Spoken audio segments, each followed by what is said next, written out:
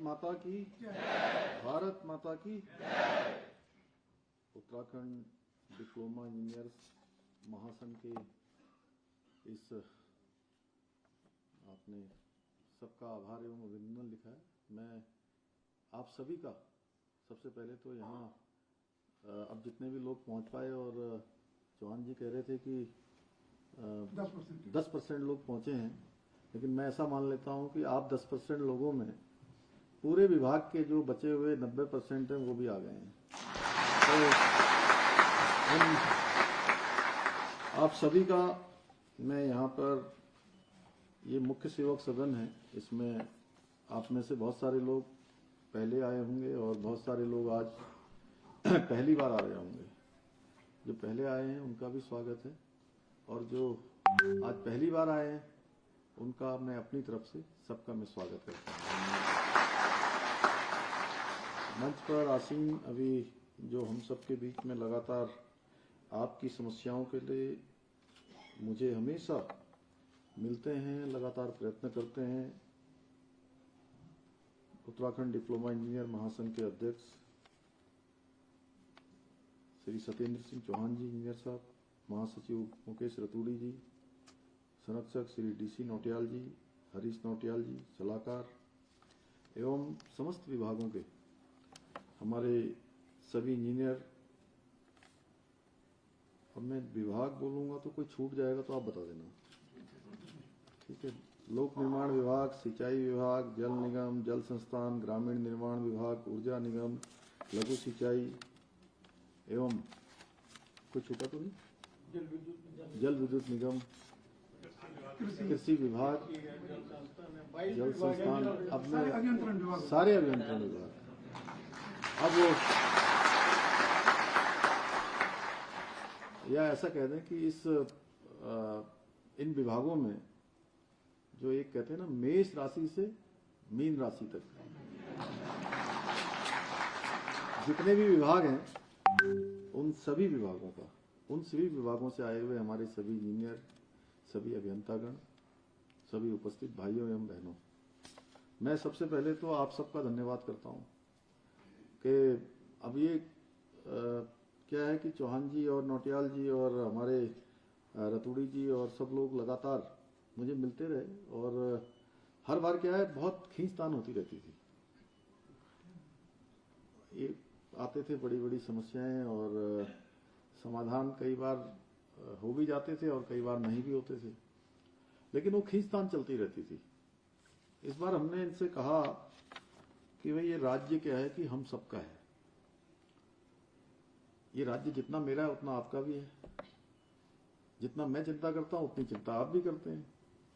ये ठीक है कि कुछ चीजें होनी चाहिए, कुछ आपकी मांगे हैं, जैसे अभी आप बता रहे थे, कुछ समस्याएं हैं, कुछ आगे भविष्य में जो आसानी से हो सकती हैं, तो इसी प्रकार से पीछे भी रही हैं। तो हमने कहा कि हम उन सब बातों को क्यों नहीं मानेंगे जो होने वाली हैं। तो बात करते हैं, लगातार बात चलती रही, कई महीनों बात चली ना रतूड़ी जी, 7 जून को हुई थी। लगातार बात हुई और काफी सारी बातें हो गई।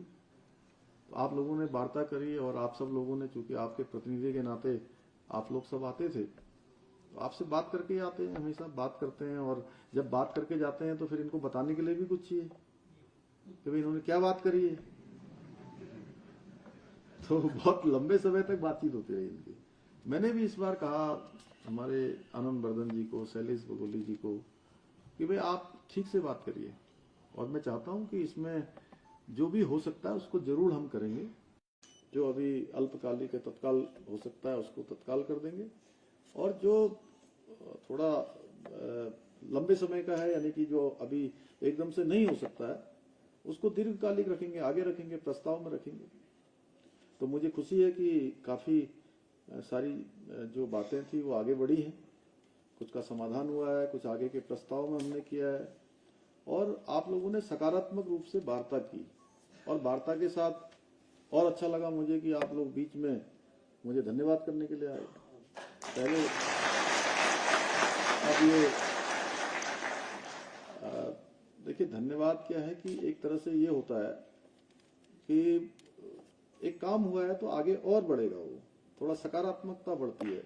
और उसको यहाँ पर अभी आप लोगों ने इतनी बड़ी संख्या में आए, अभी कह रहे हैं 10% हैं, तो उससे भी एक कदम आगे आप सब लोगों ने यहाँ पर आभार अभिनंदन समारोह रखा है।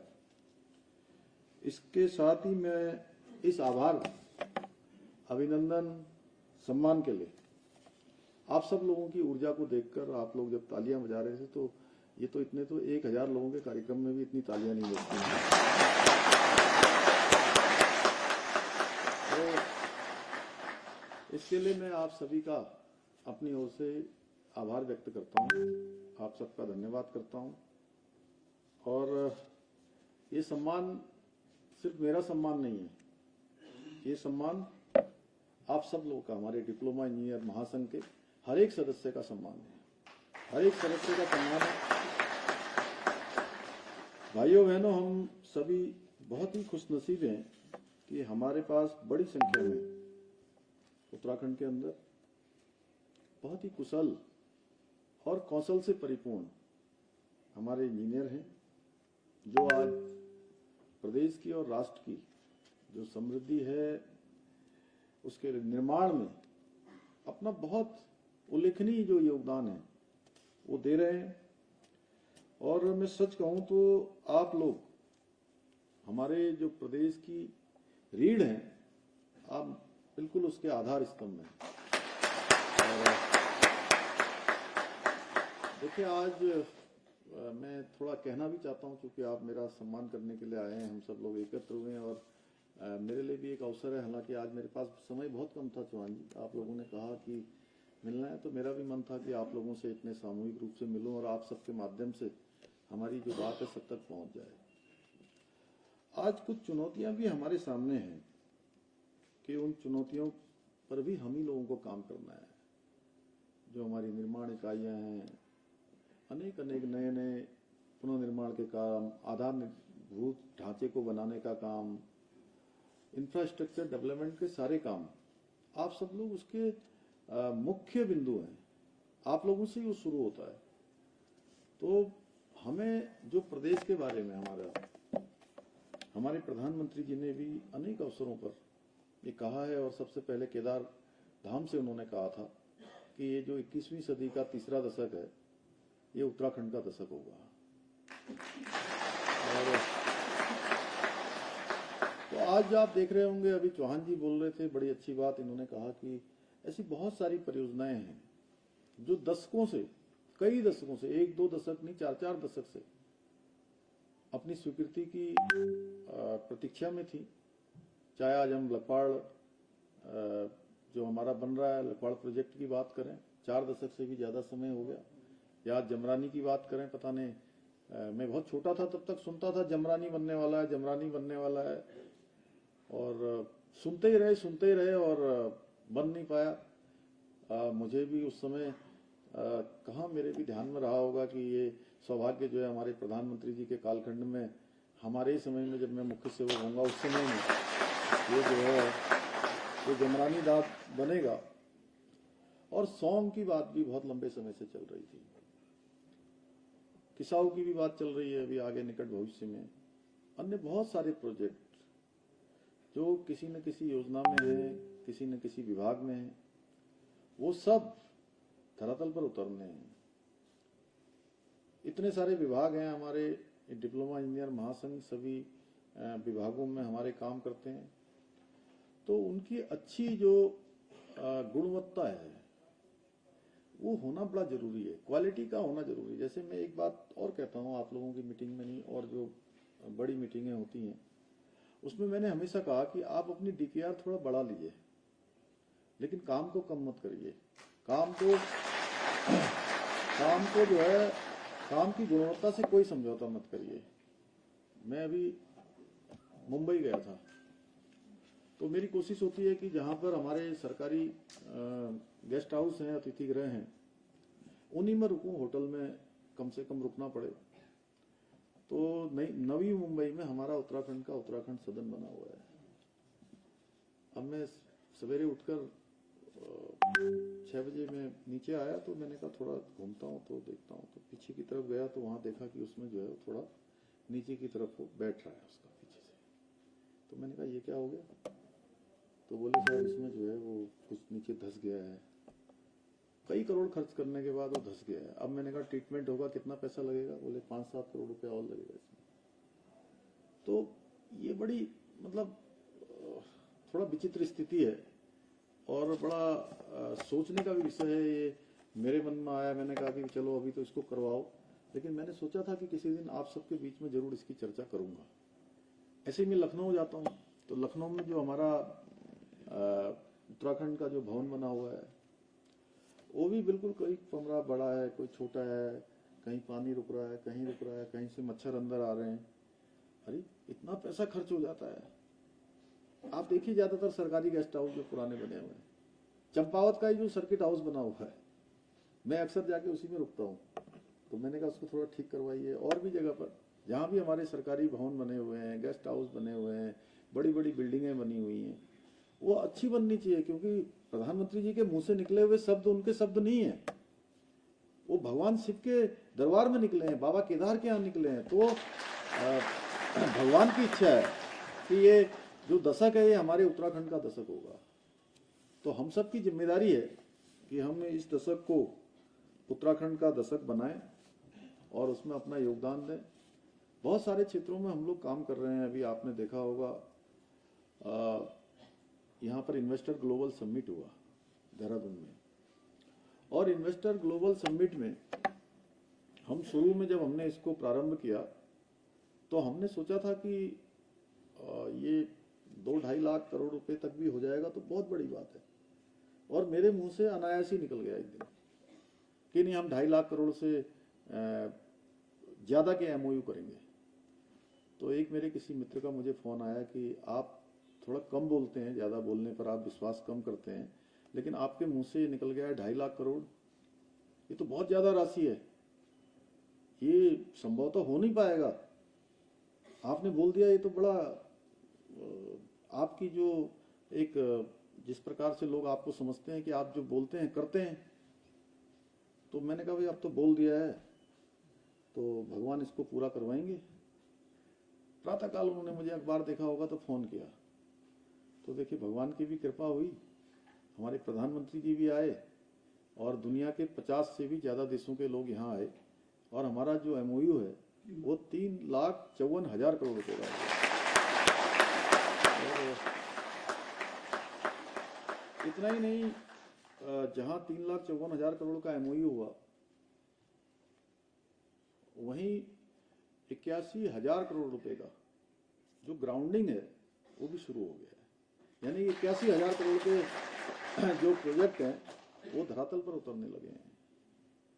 इसी प्रकार से हम लोग कुछ नव निर्माण भी कर रहे हैं इंफ्रास्ट्रक्चर डेवलप करने में, जहां आज चारों धाम ऑल वेदर सब बन गया है। केदारनाथ, बद्रीनाथ पुनर्निर्माण चल रहा है।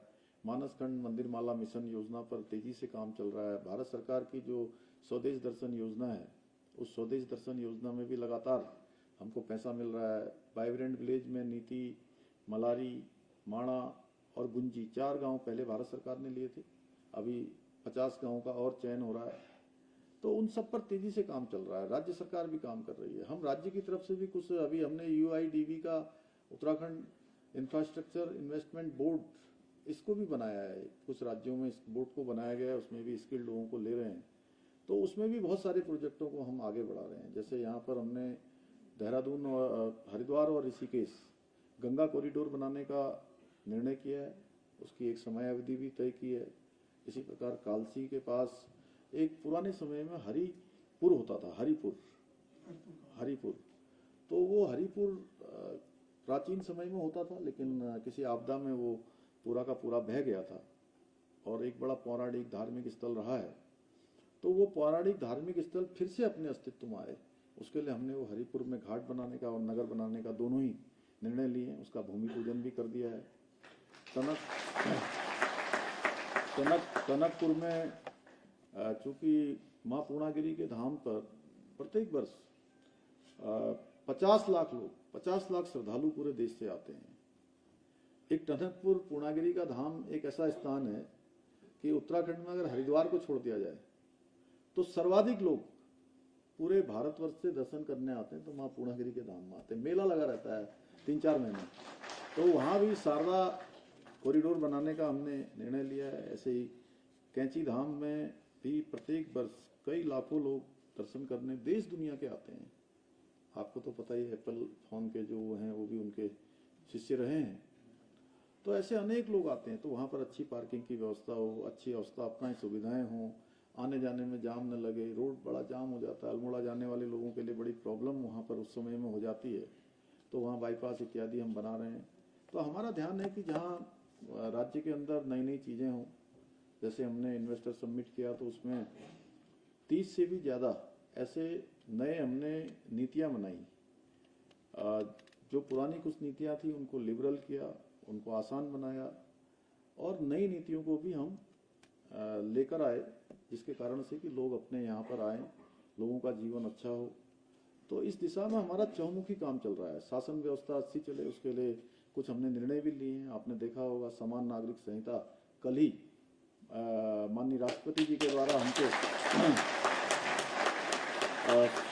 माननीय राष्ट्रपति जी के द्वारा कल ही हमारे उस विधेयक को जो हमने महामहिम राष्ट्रपति जी को भेजा था, उन्होंने स्वीकृति प्रदान कर दी।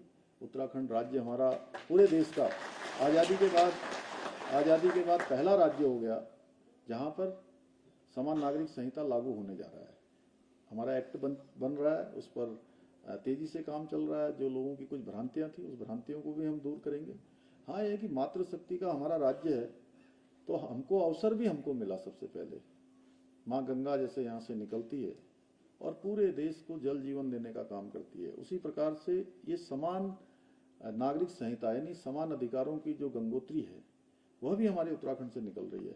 उसमें विधानसभा ने पारित जरूर किया है, लेकिन उसमें हर एक उत्तराखंड वासी का, हर एक का उसमें योगदान है, और ये सौभाग्य हम लोगों को मिला है।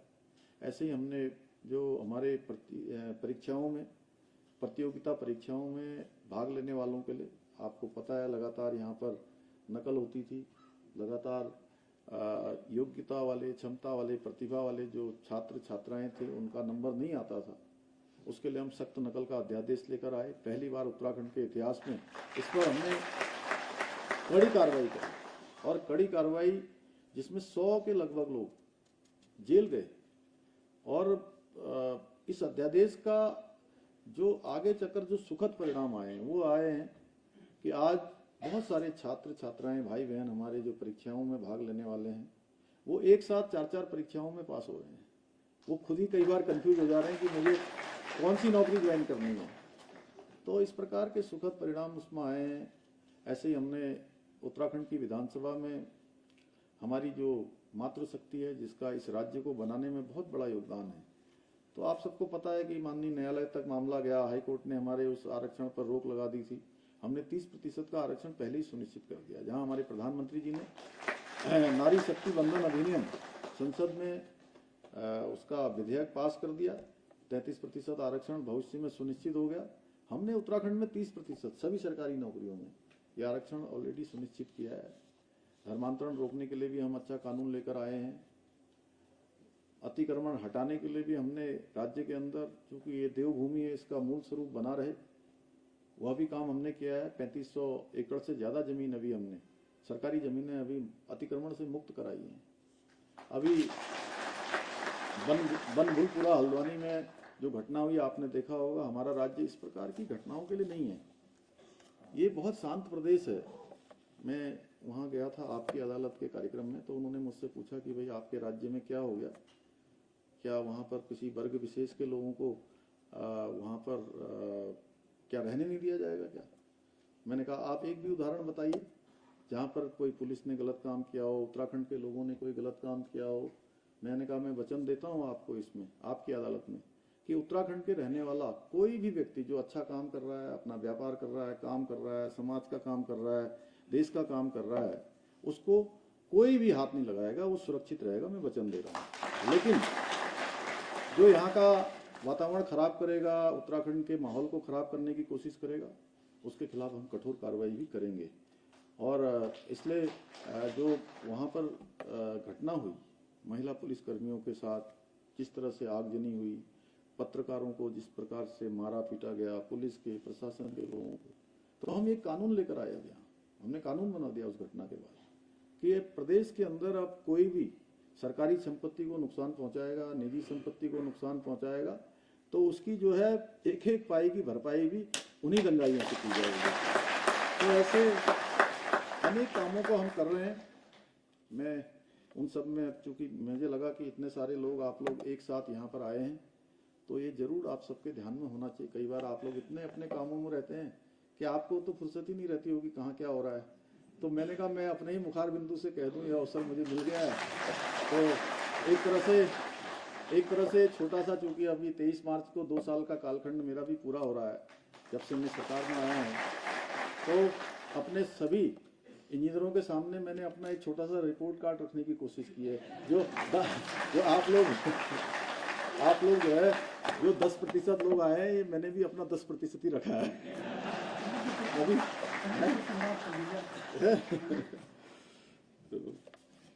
अभी देखिए, आप सब लोगों ने अपनी जो संघर्ष क्षमता है उसका परिचय दिया है। लंबे समय से आपके द्वारा यहाँ पर राज्य के अंदर अनेक कामों को आगे बढ़ाया जा रहा है और हमने भी आपका संज्ञान लिया है और इन लंबित समस्याओं का जो समाधान है वो निकला ही है और निकलेगा आगे। मुझे अत्यंत खुशी है कि आज जो विभिन्न अभियंत्रण विभागों में काम कर रहे हैं हमारे कनिष्ठ अभियंता हैं, अपर सहायक अभियंता हैं, उनके लिए हमने वाहन भत्ते जो बढ़ाया है उसका निर्णय लिया था, क्योंकि आप लोग आए थे और मैं इस सारी प्रक्रिया में स्वयं सम्मिलित रहा था। तो क्योंकि व्यवहारिक रूप से मुझे लगता था कि भाई ये बहुत कम धनराशि है और बहुत पहले की है, वो बढ़नी चाहिए, उसको बढ़ाया है। प्रथम बार सहायक अभियंताओं को वाहन भत्ते के रूप में जो 4,000 रुपये अनुमन्य किए गए हैं, साथ ही 1,000 कनिष्ठ अभियंताओं को 10 वर्ष की जो निरंतर सेवा पर उच्च वेतनमान के साथ जो लाभ प्रदान भी किया गया है, जिसके बारे में अभी हमारे चौहान जी ने बताई दिया है। कनिष्ठ अभियंताओं के, अपर सहायक अभियंताओं के पदों में वेतन विसंगति को दूर करने का भी निर्णय लिया गया है और इन सभी के माध्यम से हमारे जो कनिष्ठ अभियंताओं और सहायक अभियंताओं के उनके काम में भी, उनके मनोबल में भी, उनकी ऊर्जा में भी वृद्धि होगी, जिससे आप लोग अपने कार्यों को और अधिक अच्छे तरीके से कर पाएंगे और अधिक ऊर्जा, उत्साह, उमंग से करेंगे। भाइयों बहनों, हम हर वर्ग को साथ लेकर चल रहे हैं और हमारी नीति और नियत में यह है कि राज्य के अंदर जो भी हो हमारा, सब हम मिलकर जो है राज्य को आगे बढ़ाएंगे और उत्तराखंड को हिंदुस्तान का श्रेष्ठ राज्य बनाएंगे। हम सबकी परेशानी को अपनी परेशानी समझकर हम उसका निदान करते हैं, क्योंकि हमारे प्रधानमंत्री जी भी कहते हैं कि सबका साथ, सबका विकास, सबका विश्वास और सबका प्रयास, उसी मंत्र को लेकर हम आगे बढ़ रहे हैं।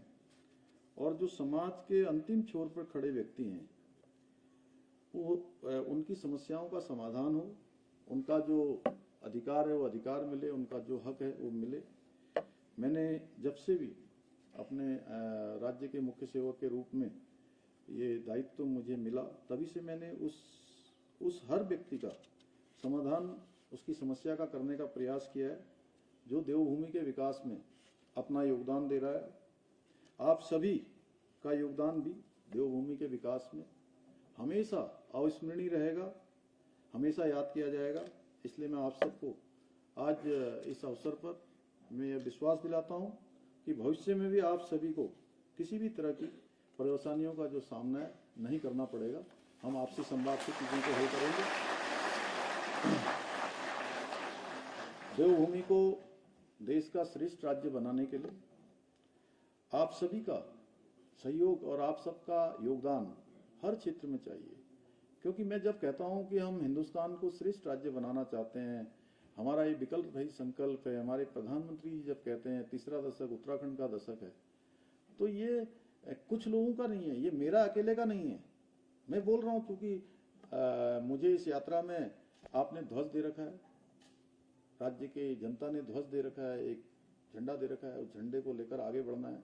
लेकिन ये हमारी सबकी सामूहिक यात्रा है, सामूहिक यात्रा 1,25,00,000 लोगों की, और ये सामूहिक यात्रा हमारी गंतव्य तक पहुंचेगी, जो हमारा लक्ष्य है वहां तक पहुंचेगी जब हम सब इस यात्रा के सह यात्री बनेंगे, सब एक साथ चलेंगे। तो निश्चित रूप से हम अपने लक्ष्य को प्राप्त करेंगे। मुझे पूरा विश्वास है आप सभी का सहयोग समर्थन हमेशा इसी प्रकार मिलता रहेगा। अंत में मैं पुनः आप सभी को एक बार फिर से बधाई एवं शुभकामनाएं देते हुए कि आप सब स्वस्थ रहें, आप सब लोग ऊर्जा से भरपूर रहें और अपने कामों को पूरे कौशल के साथ उसको संपन्न करें, यही कहते हुए अपनी बात को समाप्त करता हूं। धन्यवाद।